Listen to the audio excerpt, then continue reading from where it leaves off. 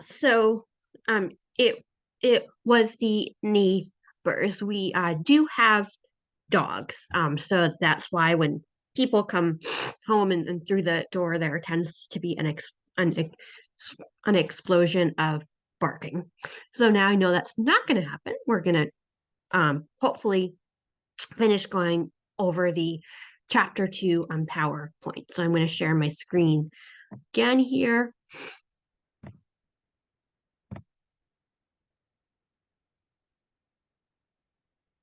Just that. All right. So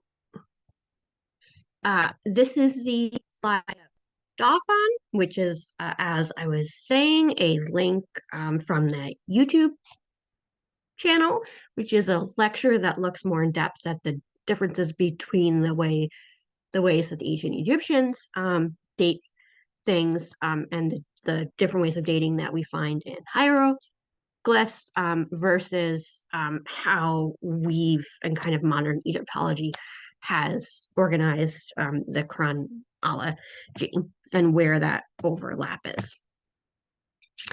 I put this image here because this is from a journal article, and one of the major things that it shows is the theme of site reuse, which is something that you see all throughout Egyptian history from the pre-dynastic on. So this is a plan of a cemetery. So all these different boxes represent burials. And the boxes that are completely white are graves that have been dated to the pre-dynastic that have not been disturbed at all. So these clusters more over here. The graves that are completely grayed in are graves that are plundered. And then the graves that have the gray edges but are white are graves from the 18th dynasty, which falls within the New Kingdom. So at least 1,000 years later. So 1,000 years after, or 1,000+ years after people were first being buried at this general site, they were coming back and reusing this site for burial. All right. So most of these sources I've already gone over. So this is the link to the timeline in particular from that Digital Egyptology for Universities website by University College of London, and in particular Dr. Stephen Quirk. And then these are some links to pages that talk more in depth about some important pre-dynastic sites. So overall chronology, we've already somewhat gone over. So I've talked about how there's chunks of time when Egypt is a centralized state, and those have been labeled kingdoms by modern Egyptologists. And then there's times when that centralized state breaks apart, and there's different families that are fighting for power, and those have been labeled intermediate by modern Egyptologists. This is the different phases of basically the Egyptian hieroglyphic script that roughly matches with those chronological chunks of time. This is a graphic that I think that I used in that week 1 PowerPoint, and it just gives you a little bit better dating in terms of absolute year dates for the pre-dynastic down to the third intermediate. So this line represents over 3,000 years of history. All right. So now we're going to talk in a little bit more depth about the Paleolithic, the Neolithic, the pre-dynastic, which ends roughly at the end of Naqada III, and then into the early dynastic period as well. So generally speaking, when humans first came into the Nile Valley, then when they started to domesticate different crops and animals, which is the Neolithic. And then when you have the Sahara actually drying out and more people start to migrate into the Nile Valley, and we see a lot of the cultural motifs of Egyptian culture kind of start to pop up, which is the pre-dynastic. And then those first 200-ish years of state formation, which is the early dynastic. So this is a graphic that goes over or that gives a sort of summary of all the different cultures for those different periods, and the rough amount of years ago that they took place, as well. And it gives some geographical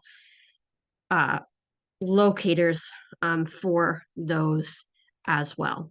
So around 8,000 years ago is when, at least in the geographical region that we now call Egypt, when you start to see Neolithic settlements. So you start to see hints of animal and crop domestication. And so all along the Nile River, because it's around the same chunk of time that the Sahara starts to dry out. So there's more people that come to the Nile Valley and come to kind of settle along the Nile's banks. There's all these different cultures that pop up along the Nile River. And the sites that these were first found have basically, if those cultural markers are then found at other sites, they've been given that site name. And so one of these, just originally in this Neolithic period, regional cultures along the Nile River, is the site of Nakata. And by the end of the pre-dynastic period, you see Nakata cultural markers just keep advancing up the Nile River and seemingly absorb all these other local cultures. And so that is why for the pre-dynastic period, it's Nakata 1 through 3. And so by the end of Nakata 3, you have what seems to be the formation of the Egyptian state. So around 3,500-ish, and I'm going to talk a little bit more in detail about that in a few slides. So we're going to go back in time a little bit to the Paleolithic. So this is when humanity is still hunter-gatherers. So we haven't domesticated animals or crops yet. The Sahara is still rather green. So there's actually a fair amount of people and hunter-gatherer groups that live in that region. And while there's some people in the Nile Valley, there's still a fair amount of people in the Sahara because, again, it's green and fertile enough that it can support a lot more life at that point. So 300,000 to 7,000 BCE. And then towards the end of the Paleolithic, the Sahara starts to dry out. And so you have people in larger clumps begin to migrate to the Nile Valley and to the Delta as well. And so then you get into the Neolithic.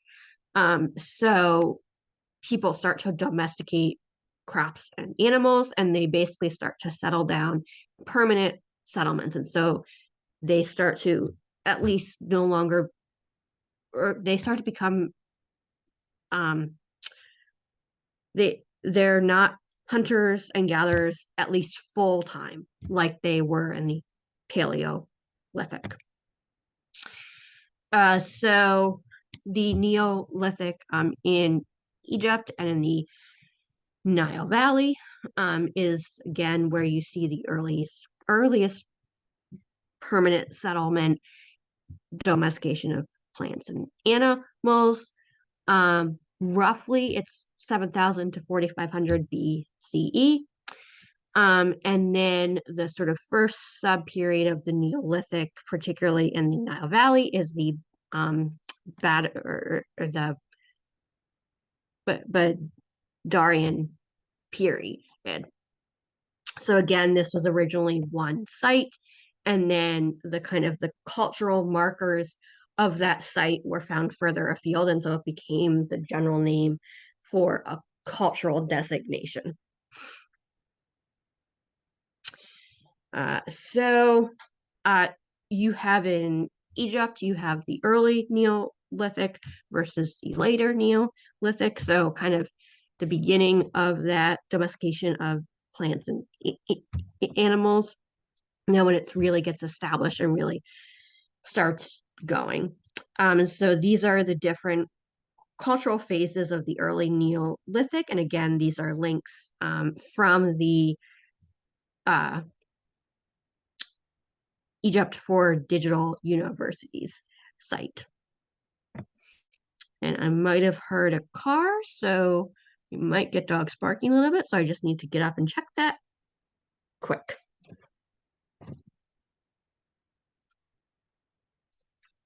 All right, so it was our neighbors.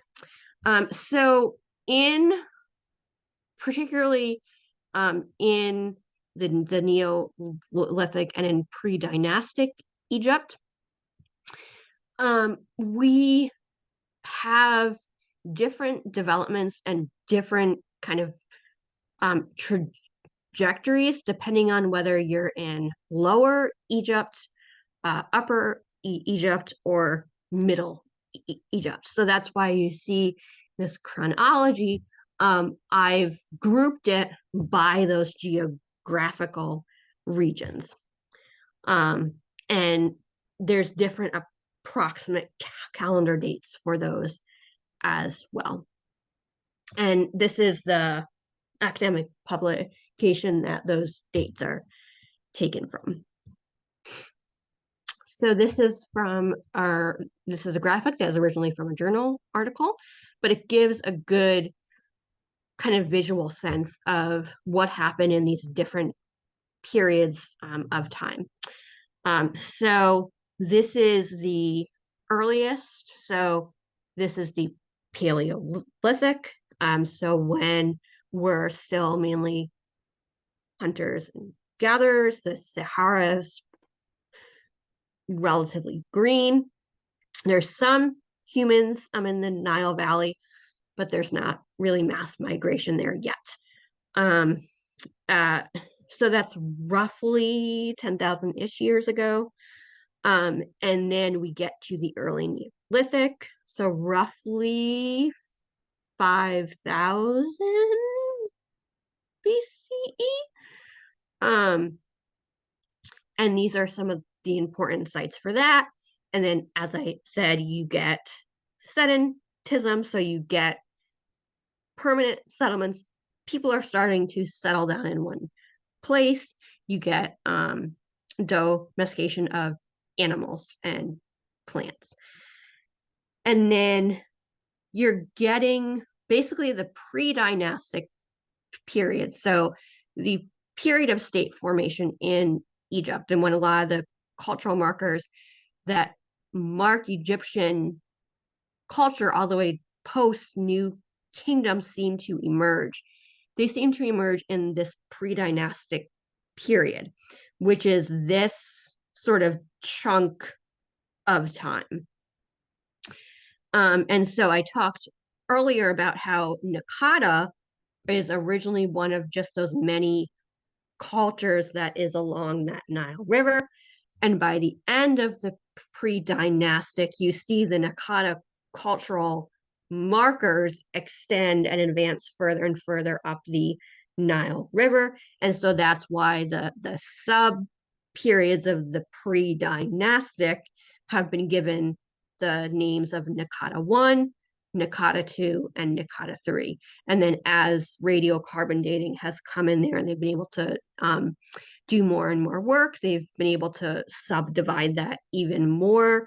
So that's where you get Nakata 1 now is subdivided into Nakata 1A and Nakata 1B. And so as absolute dating systems and as radiocarbon dating gets ever more refined, they're able to break that down more and more. And then again, here, these are the kind of major things that happen in this general pre-dynastic period. So then you get to this early so the boundary between the end of Nakata 3, so the end of the pre-dynastic, and the first 100 years or so state formation,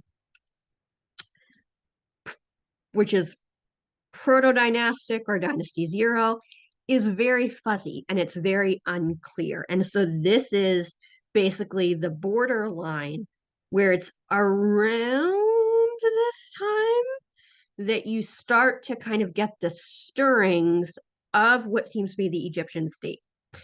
And then by the time you're getting to Dynasty 1, roughly 3,100 to 3,500. But definitely by Dynasty 2, so you're now in the early dynastic period, you have a clear Egyptian territorial thing that can be called a state.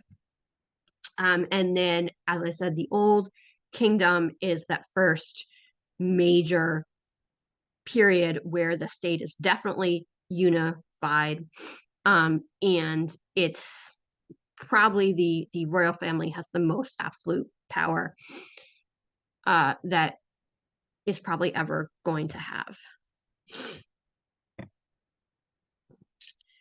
So these are just some maps, again, from Digital Egypt that show you different parts of either upper or, in this case, it's lower Egypt.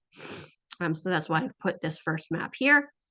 So lower Egypt, again, is because the way the Nile runs, remember, lower is up here where modern day Cairo is and where the Delta is, and some of the important sites. So this is basically that pre-dynastic period and kind of how the geographical map changes. This is a burial site dated Nakata 2 through 3, so like mid pre-dynastic period. And so these triangles are all different burials at that site. And so what's circled here is burials that then I clicked on these links and it's taken me to more information about these two particular burials here. So this is one of them, which it was first dug in 1912. So we have the original tomb card, basically the original excavation record. And then tomb 67 that was also dug in 1912. So from a document very much like this, so from the original tomb card, Stephen Quirk or Dr. Quirk and his team at Digital Egypt have then put this graphic together, which is a 3D representation of what the burial looked like. And this is one of the ones where the head is separated from the body, something that you'll find in some pre-dynastic burials. And Egyptologists are still arguing over exactly why that phenomenon pops up. So this is, I think, again, that same chunk of time. I'm not going to go over all these slides in depth. I'm just going to flip through kind of this next chunk. And then again, if you want to download this PowerPoint and look at these particular slides in more detail, kind of the pre-dynastic period in more detail, you can. But that's what this next chunk of slides is talking about, is some of these different regional pre-dynastic cultures and going into a bit more detail about them.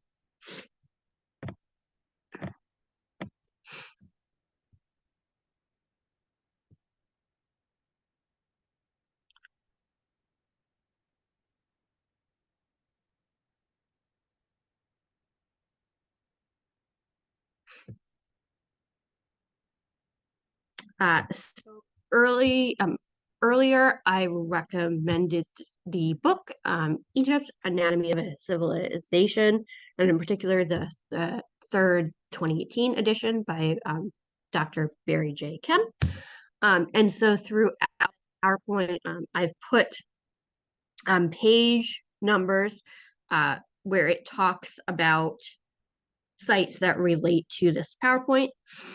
So for instance, this chunk of slides is talking about the site of Nakata and the associated site of Balas, and kind of what was happening there during the pre-dynastic period. And so in terms of the anatomy of civilization, a good graphic that kind of lays that out based on some recent archaeological work that has been done at the site of Nakata is that page number 76 there. So you'll see some of these references throughout.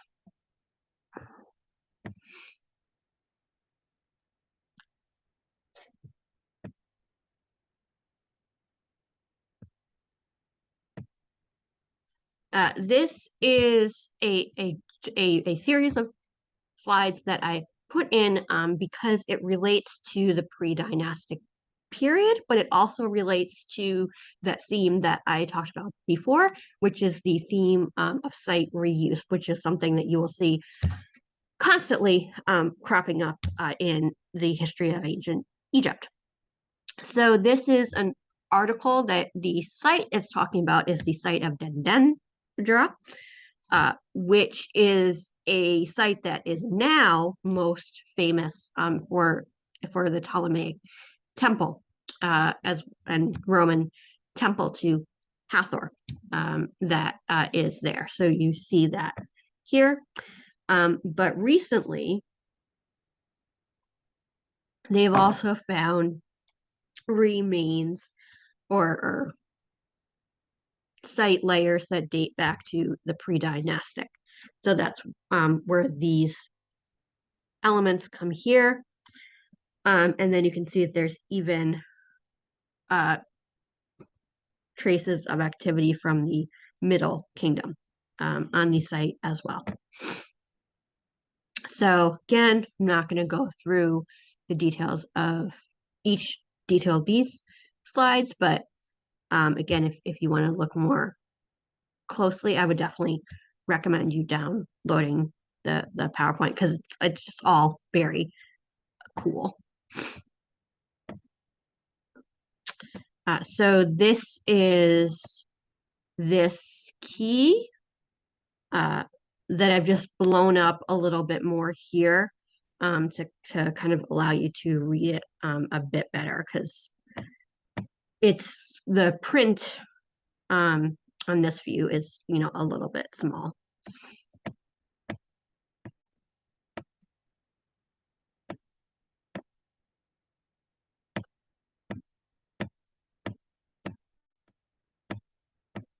All right. So we get to the end of the pre-dynastic period, and there seems to be at least the outlines of a state that has emerged. And so this is now where we get into the unification of Upper and Lower Egypt, and basically the full emergence of the Egyptian state. And two names that are important in this period and that kind of have come down to us are King Menes. slash King Narmer. So the reason there's a slash there is because by the Middle Kingdom and after, you sort of have a origin story that is kind of universally agreed on, definitely by the elite.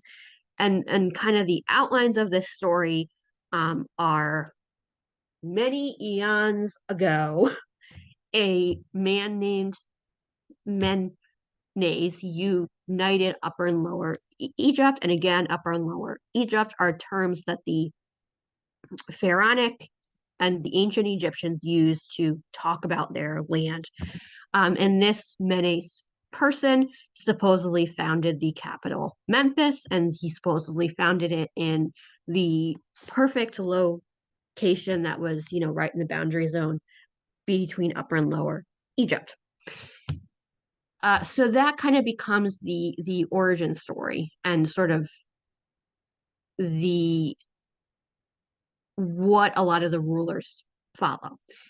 When Egyptology as a discipline in the 19th century got started, they then went to search for this King Menes person. And no archaeological proof of him has ever really been found. But around this 3500 BCE chunk, so around this time of unification, historical proof has been found of an early ruler named King Narmer. And then a little bit later on, I think after in the 60s or 70s, at the site of Abydos, they found another cluster of what seemed to be royal tombs that pointed to a line of these very early rulers of Egypt in kind of these first hazy days of state formation that Egyptologists have given the name of Dynasty Zero to. So my basic point is that there is debate over who exactly this King Menes person was and who exactly this King Narmer person was, because no archaeological proof of Menes has ever been found. So one theory is that there were multiple rulers who, over a period of 50 to 100-ish years, all did different elements of creating a unified Egyptian state, whether military or treaty or maybe some combination. And so some of those could have been King Scorpion, some of those could have been King Narmer, could have been involved, rulers of the Dynasty Zero line. And over time, all those people basically got merged into this one origin figure story of King Menes. So that's one theory for who King Menes was and kind of how Narmer may fit into that. So again, if you get the Anatomy of Civilization publication, these are some of the pages here that talk about how that process of state formation may have played out based on some recent archaeological work, post 2000-ish. And then this is from the Digital Egypt for University site, and it gives some different theoretical models for how, again, that process of state formation may have gone down.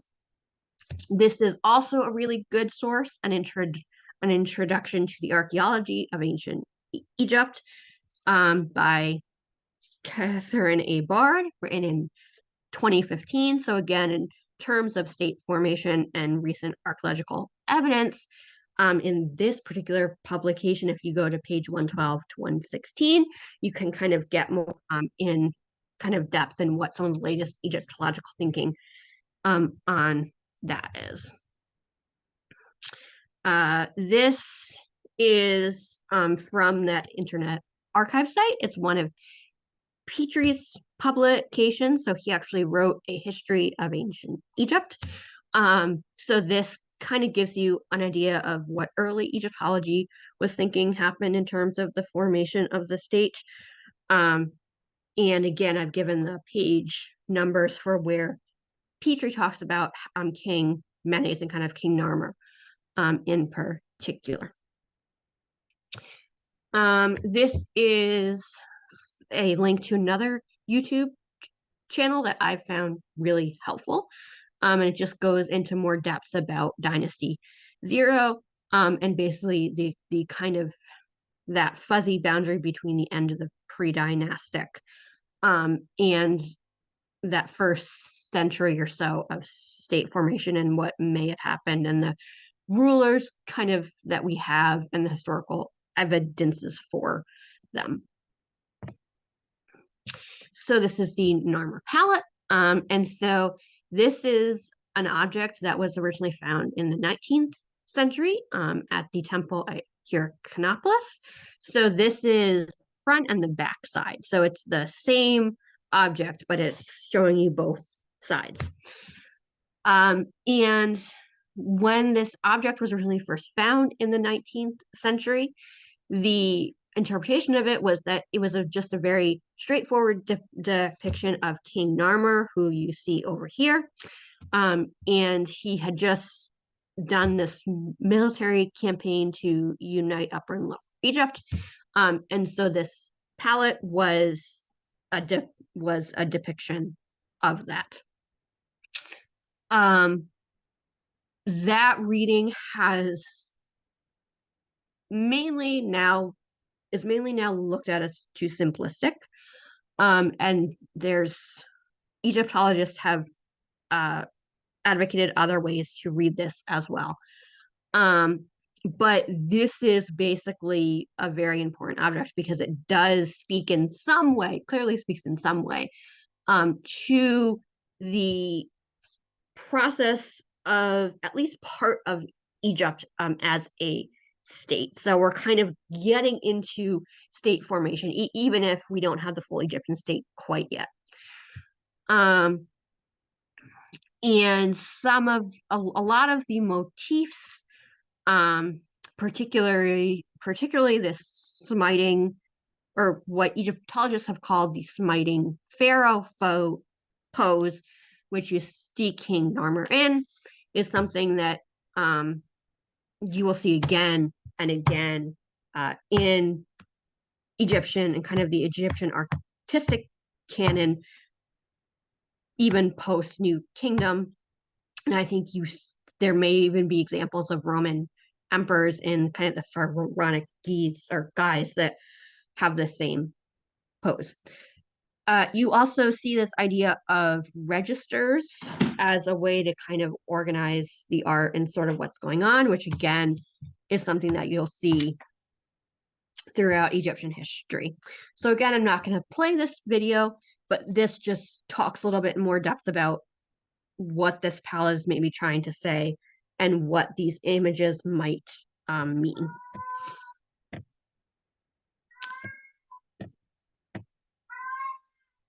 All right, so now we're going to talk a little bit about the Old Kingdom, which, as I said in that first video, is also called the Pyramid Age. And I just have to turn the house lights on because people are going to start from work soon. So I will be right back.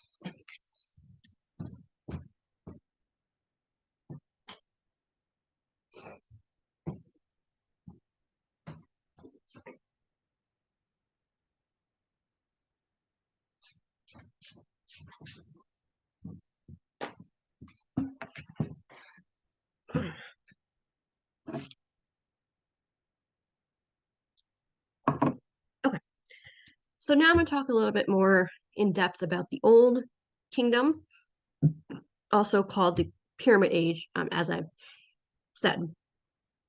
So most Egyptologists put dynasties 3 through 8 in the Old Kingdom.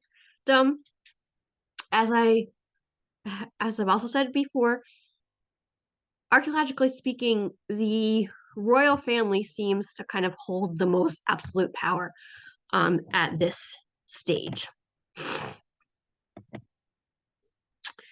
All right, so just a quick, and I'm going to put this slide in a fair amount just to kind of remind you of the overall chronology and then the particular period that we're talking about. So we're talking about the Old Kingdom chunk of time here.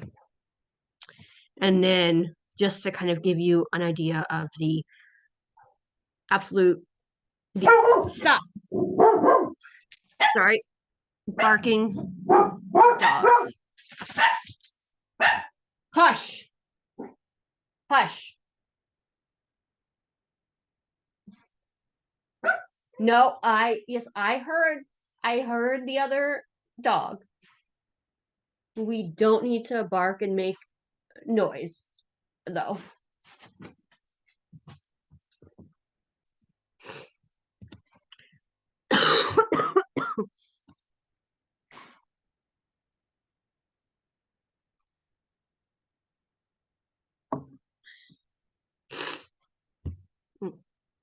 So this gives you a more or better date for the absolute calendar years here. I think I'm going to stop doing the active lecture. I'm just going to flip through the rest of the slides. And hopefully I will see you back for a third video where I'll go over the rest of the chronology.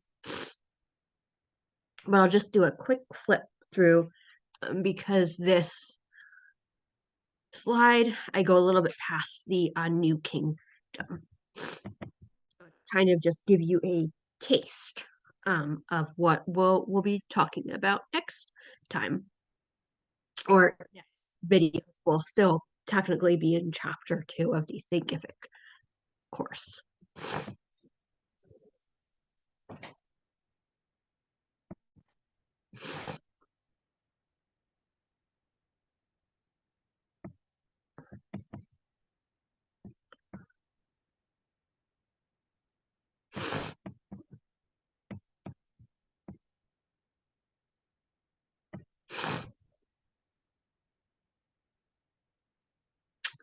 So I'm going to exit the slide show. I hope to see you next video.